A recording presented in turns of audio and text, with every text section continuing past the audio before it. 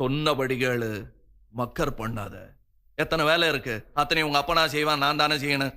காலையில தோப்புக்கு போய் போனது வந்ததை பார்க்கணும், அப்புறம் இங்க வந்து தவிடு வைக்கணும், தண்ணி ஆட்டணும், அப்புறம் வயலு வாக்கியா 1 2 போ போ, ஒழுங்கா சொன்னதை கேளு, சொன்னபடி கேளு.